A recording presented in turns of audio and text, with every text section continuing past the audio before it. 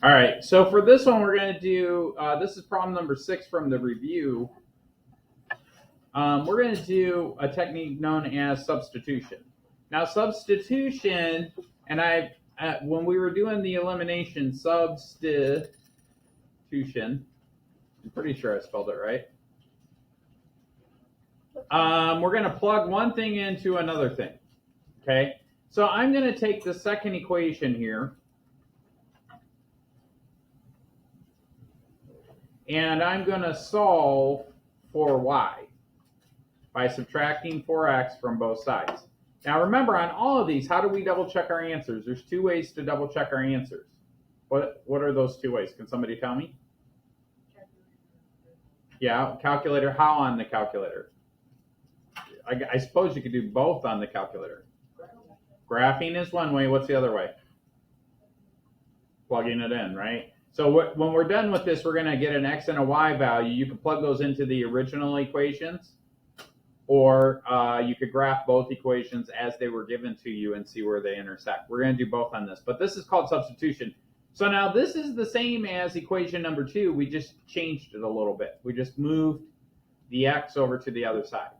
So now the trick here is I'm going to take the equation, the first equation, equation 1, the other one, which is 3x plus 7 times y is equal to negative 13. However, what I'm going to do, instead of plugging in y, remember the second equation, when I solve for y, I'm saying that y will equal this stuff. So I'm going to plug that stuff in here. Negative 4x plus 16. From there, I'm going to distribute my 7 through the parentheses plus u. So 7 times negative 4x is negative 28x. 7 times 16. Uh-oh, we got to do big brain stuff on that one. Let me, 7 times 16. Let's do that here. 7 times 16. 112. So that's a positive 112 plus u again is equal to negative 13. So the next thing I'm going to do is I'm going to combine like terms. So now we just solve for x, right? Notice that when I substituted those values in, where'd the y's go? We got rid of the y, right? So what I'm going to do is I'm going to combine those. What's 3 minus 28? If you don't know, plug it in the calculator. Negative 25, right? So this becomes negative 25x. So I'm just combining like terms, right? I can only combine the like terms. In other words, the x's will only add or subtract with the x's, right? And in this particular case, we want x equals some stuff. So we continue to move things away. So I'm going to subtract 112 from both sides. And I get negative 25x is equal to negative 125. And just to double check, if I say negative 112, let's clear this out. Negative 112 minus 13 equals negative 125. Next thing, what do I do next, guys? Divide by negative 25. Yep, divide by negative 25. Very good. Again, if I don't know what this is, I'm going to say negative 125 divided by negative 5. Or no, 25. Oh. Thanks for the answer. Oh, I screwed up already. All right, 25. And it should be 5.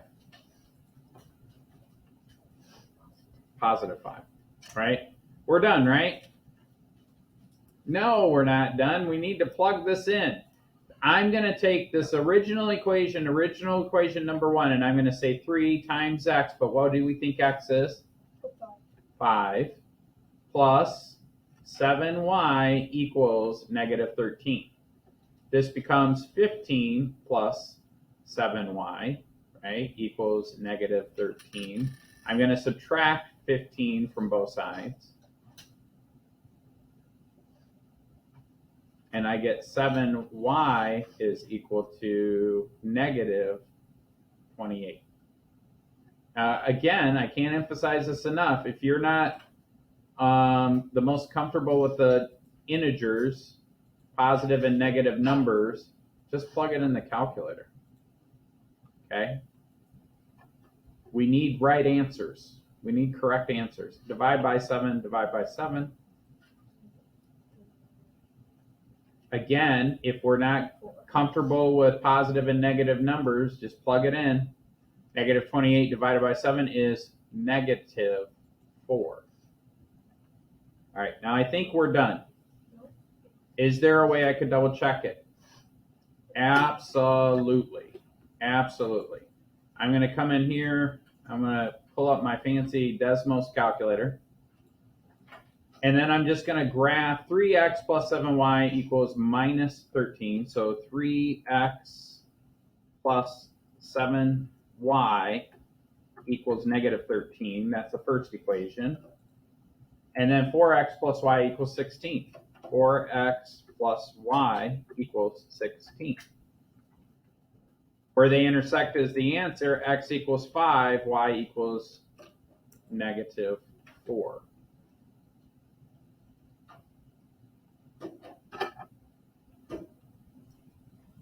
Let's take a screenshot of that. And I'm gonna put that right here. So that's how you're gonna do all of these problems. The trick for problems 6, 7, 8, 9, and 10 is knowing which equation to solve and which variable to solve for. So one thing I want to highlight before we move on, I